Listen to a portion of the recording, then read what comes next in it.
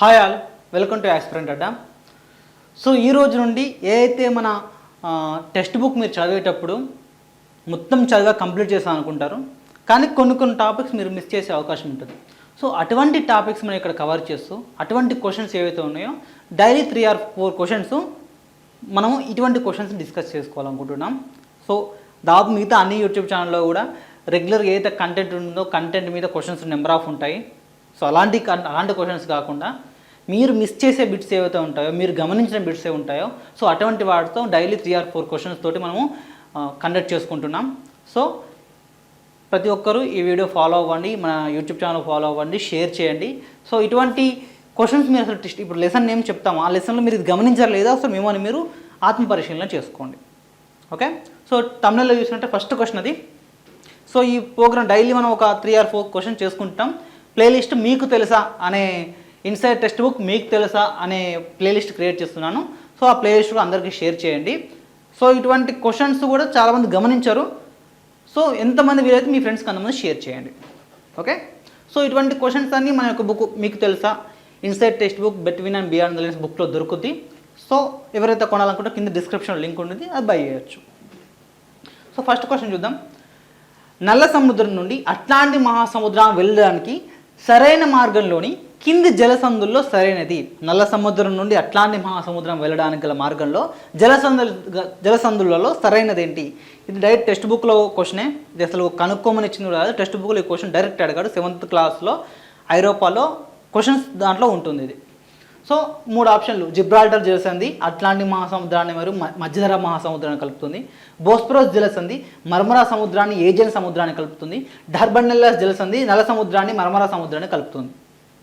So ఇది ఎక్కడుంది మీరు చూడొచ్చు, మనకి 7th క్లాస్లో ఇక క్వశ్చన్ చూసుకోండి. మీరు నల్ల సముద్రం నుండి అట్లాంటిక్ మహాసముద్రానికి ఓడలో వెళ్ళగలరా? వెళ్ళినట్లయితే ఆ సముద్ర మార్గాన్ని గీయండి. సో ఆ సముద్ర మార్గంలో వివిధ సముద్రాలు ఉంటాయి, వాటిని కలుపుతూ జలసంధులు ఉంటాయి. సో దాని నుంచి క్వశ్చన్ జనరేట్ చేయడం జరిగింది. ఓకే, ఆప్షన్ 1 మాత్రమే సరైనది, ఆప్షన్ 1, 2 సరైనది, 1 and 3 సరైనది, 1, 2, 3 సరైనది. ఎందుకంటే చాలామందికి జిబ్రాల్టర్ జలసంధి గురించి తెలుసు. అట్లాంటిక్ మహాసముద్రం మధ్యధరా సముద్రం కలుపుతుంది. 7 వరకు ఓకే, మిగతా 2 ఇలా ఏది సరైనది ఏది సరికాదు. ఇక మీరు చూసుకున్నట్టయితే ఐరోపా మ్యాప్ ఓపెన్ చేసుకుని ఇది నల్ల సముద్రం. నల్ల సముద్రం నుండి సైడ్ కష్టం ఏంటి, ఇక్కడ కష్టం ఏంటంటే మర్మరా సముద్రం ఎక్కువ ఉంటుంది. నల్ల సముద్రం నుండి మర్మరా సముద్రానికి రావడానికి మధ్యలో ఏముంటుంది? బోస్పరస్ జలసంధి. మర్మరా సముద్రం నుండి మళ్ళీ ఎక్కడికి రావాలి? ఏజియన్ సముద్రానికి రావాలి. మర్మరా నుండి ఏజియన్ సముద్రానికి రావడానికి ఏముంటుంది? డర్బానెల్లస్ జలసంధి. ఏజియన్ మధ్యధరా సముద్రంలో ఒక పార్ట్, అంతే. ఏజియన్ సముద్రం మధ్యధరా మొత్తం సముద్రంలో ఒక పార్ట్. ఓకే, మధ్య సముద్రం నుండి మళ్ళీ అట్లాంటిక్ రావడానికి ఇక్కడ జలసంధి ఏంటి? జిబ్రాల్టర్ జలసంధి. ఓకే, ఇక్కడ ఏం చేశాను నేను? రివర్స్ చేశాను. బోస్పరస్ డర్బానెల్లస్. నల్ల సముద్రం నుండి మర్మరాకి ఏం రావాలి? యాక్చువల్లీ బోస్పరస్ ఉండాలి, బట్ డర్బానెల్లస్ ఇచ్చిన. నెక్స్ట్ మర్మరా నుండి ఏజియన్కి ఏం రావాలి? డర్బానెల్లస్ ఉండాలి, బోస్పరస్ ఇచ్చిన. సో రివర్స్ చేశాను. ఓకే, ఫస్ట్ మాత్రమే సరైనది.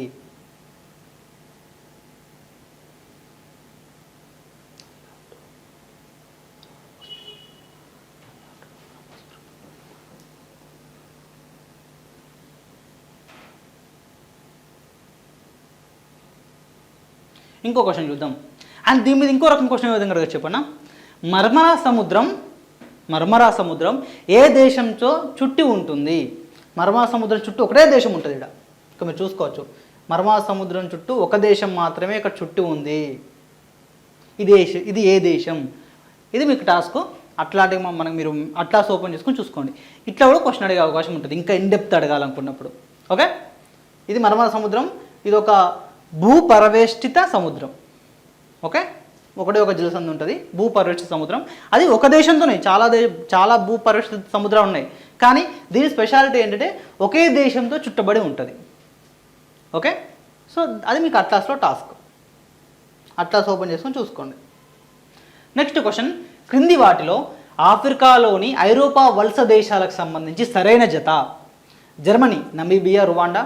స్పెయిన్ వలస దేశాలు గినియా, పశ్చిమ సహారా. పోర్చుగల్ వలస దేశాలు Angola, Mozambique, Equatorial Guinea. France వలస దేశాలు Guinea Bissau, Tunisia, Congo Republic. ఇలా 1 మాత్రమే సరైనది, 1 and 2 సరైనవి, 1 and 3 సరైనవి, 1, 2, 3 సరైనవి. ఏది కరెక్ట్ది? ఇది మనకి 8th class Africa 7th class Africa లెసన్స్తో వచ్చింది. మరియు 9th క్లాసు వలసవాదానికి సంబంధించిన లెసన్లో కూడా ఈ పట్టిక ఇవ్వడం జరిగింది. సో ఖచ్చితంగా అది ఇంపార్టెంట్. మరియు ప్రజాస్వామ్య దానికి సంబంధించి వచ్చినప్పుడు వలస దేశాలకు సంబంధించిన ఒక మ్యాప్ ఇచ్చారు. 1914 సంబంధించిన వలస దేశాలకు గుర్తించానని మొత్తం వరల్డ్ మ్యాప్ ఇచ్చి, ఇక్కడ మమ్మల్ని ఆఫ్రికా మ్యాప్ ఇచ్చి అప్పుడు వరల్డ్ మ్యాప్ వచ్చింది.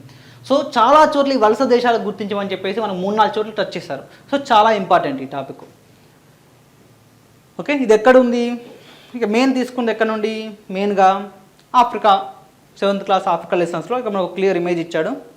ఇక్కడ ఏ ఇమేజ్ ఏ దేశ వలస ప్రాంతం, ఏ దేశం ఐరోపాలోని ఏ దేశ వలస ప్రాంతం అని ఇక్కడ క్లియర్ ఇమేజ్ ఇచ్చి కలర్లో ఇవ్వడం జరిగింది. కానీ క్లియర్గా మీరు ఇక్కడ చూసుకున్నట్టు ఏమైతుంది అంటే మొత్తం బ్లర్ అయి ఉండి అంత క్లారిటీ కనబడదు. సో అందుకొరకు మనం ఏం చేస్తాం, టెక్స్ట్ బుక్లో ఏదైతే ఇమేజ్ ఉందో, సో ఏ టెక్స్ట్ బుక్లో ఇమేజ్ అయినా సరే వికీమీడియా నుండి తీసుకుంటాం. ఒక ప్రాపర్ ఇమేజ్, లైసెన్స్డ్ ఇమేజ్ తీసుకోవడం జరుగుతుంది టెక్స్ట్ బుక్లో ఇవ్వడానికి. సో అది అకౌంట్ తీసుకుని మనం గూగుల్ రివర్స్ ఇంజిన్ సెర్చ్ చేసుకున్నప్పుడు వికీమీడియాలో దొరుకుతుంది. అది ప్రాపర్ హెచ్డి క్వాలిటీతో దొరుకుతుంది. సో హెచ్డి క్వాలిటీ ఇమేజ్ మనం తీసుకుని ఇక్కడ క్లియర్గా ఏ దేశం ఏ దేశ వలస దేశంగా ఉంది, ఏ ఆఫ్రికా దేశం ఏ ఐరోపా దేశానికి వలస దేశంగా ఉందో క్లియర్గా ఇవ్వడం జరిగింది ఇక్కడ మన ఇమేజ్లో.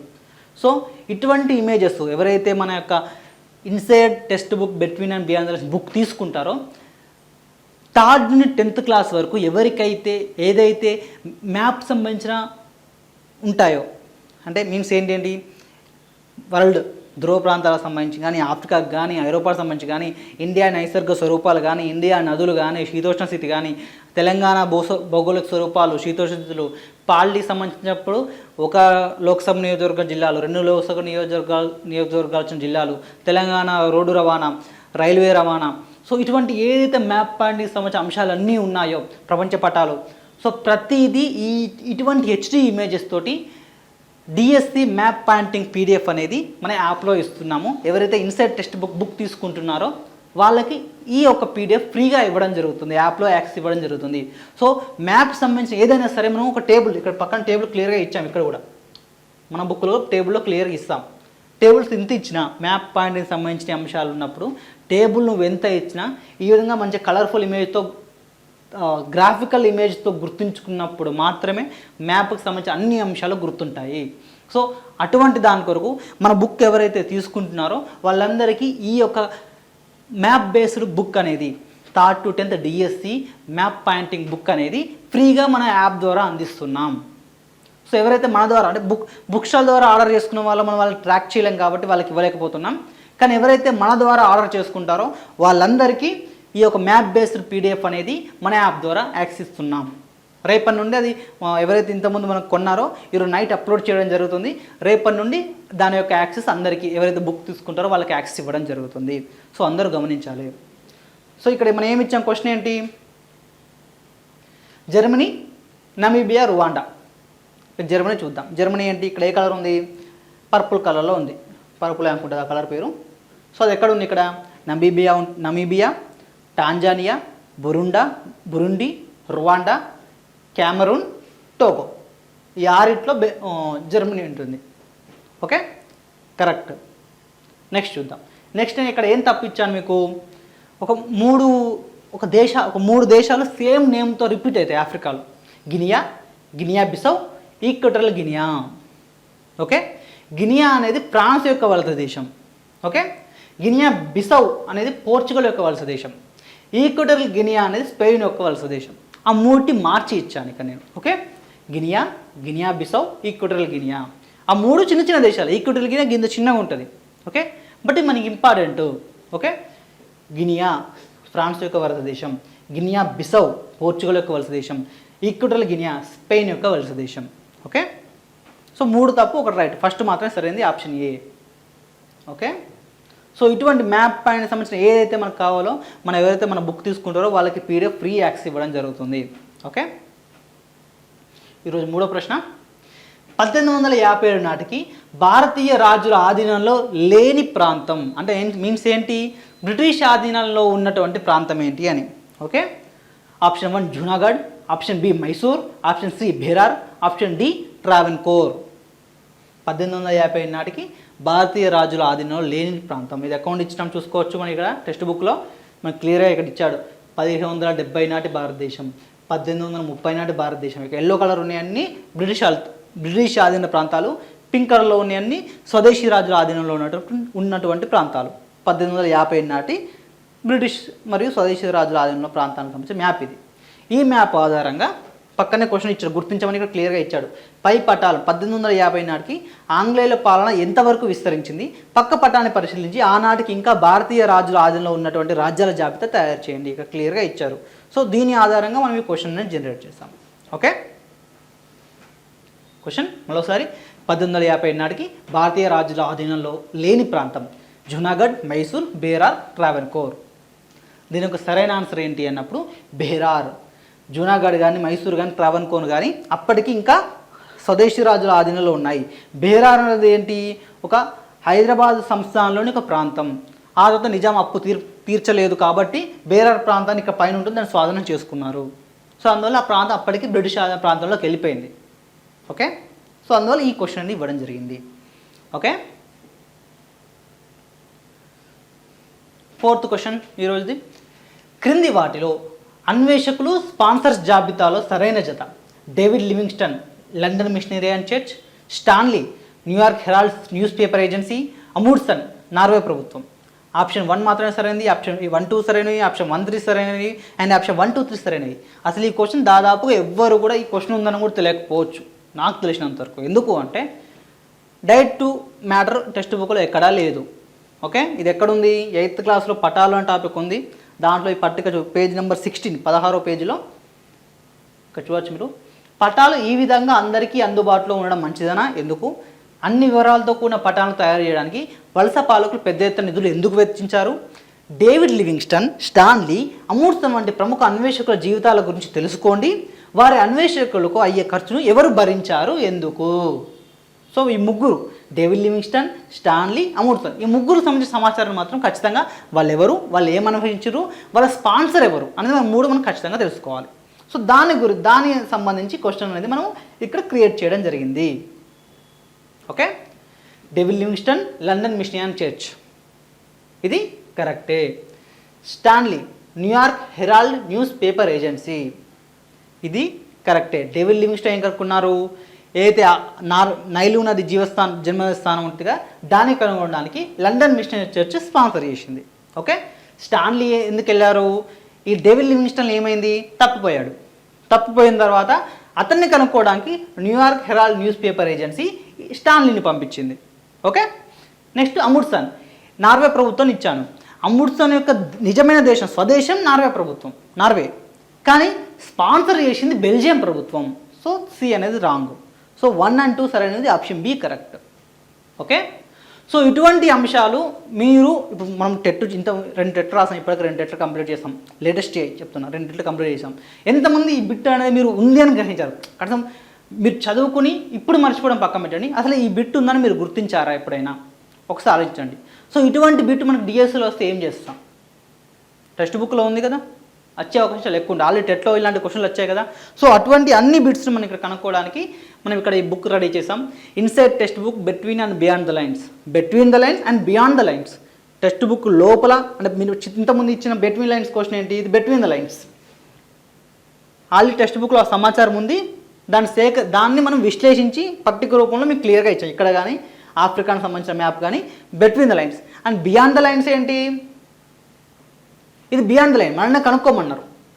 ఓకే, ఆ సమాచారం సేకరించి కూడా మనం ఈ బుక్లో ఇచ్చాం. ఓకే, సో ఎవరికైతే ఈ బుక్ మనకి అవైలబుల్ బుక్ కావాలనుకుంటున్నారో కింద డిస్క్రిప్షన్ లింక్ ఉంటుంది, వాళ్ళు బై చేయొచ్చు. ఈ బుక్తో పాటుగా మీకు ఇంగ్లీష్ అండ్ తెలుగు, ఇది సోషల్ అండ్ సైన్స్, దానికి సంబంధించి అన్నీ మీకు తెలుసు, అవన్నీ వస్తాయి. ఇంగ్లీష్ అండ్ సైన్స్ సంబంధించిన పీడిఎఫ్ మెటీరియల్ అనేది కూడా మీకు అవైలబిలిటీ వస్తుంది. మరియు ఈ యొక్క ఏదైతే మనం చెప్పామో మ్యాప్ పాయింట్కి సంబంధించిన 3rd to 10th DSC map pointing PDF అనేది మన యాప్లో ఫ్రీ యాక్సెస్ ఇవ్వడం జరుగుతుంది. ఓకే, సో డిస్క్రిప్షన్లో ఈ యొక్క బుక్ లింక్ ఉంటుంది, బై చేయొచ్చు. సో అందరికీ ఈరోజు సంబంధించిన క్వశ్చన్స్ ఇవి. రేపు మరికొన్ని 4 క్వశ్చన్స్తో 4-5 క్వశ్చన్లతో మనం కలుసుకుందాం. అండ్ డైలీ టెస్ట్ అనేది కంటిన్యూ అవుతుంది. ఇది ఓన్లీ ఫర్ మీకు తెలుసా సంబంధించిన ప్రోగ్రామ్. మరియు రేపు లేదా ఎల్లుండి నుండి మీకు క్లాస్ వైజ్ టెస్ట్, కంటెంట్ లోపల ఉన్న టెస్ట్, ఇంకొక విశ్లేషణ మంచి క్వశ్చన్స్ తోటి కంటెంట్ వైజ్ టెస్ట్లు కూడా అందిస్తాను. అది సపరేట్ ఉంటుంది. ఇది ఓన్లీ మీకు తెలుసా అనే సంబంధించిన చిన్న పోర్షన్. దీనికి సంబంధించిన ఇటువంటి క్వశ్చన్స్ మాత్రమే వస్తాయి. డైలీ 4-5 క్వశ్చన్లతో మీకు ఇవ్వడం జరుగుతుంది. సో అందరూ ప్రాపర్గా ప్రిపేర్ అయ్యి, తక్కువ టైం ఉంది కాబట్టి మంచిగా ప్రిపేర్ అయ్యి మంచి స్కోర్స్ సాధించాలి. కంటెంట్లో ఏ మార్కు మిస్ కావద్దు అంటే మనకి సైన్స్ కంటెంట్ సంబంధించిన టోటల్ బుక్స్, మనకి కంటెంట్ బుక్స్ అవైలబిలిటీ ఉన్నాయి.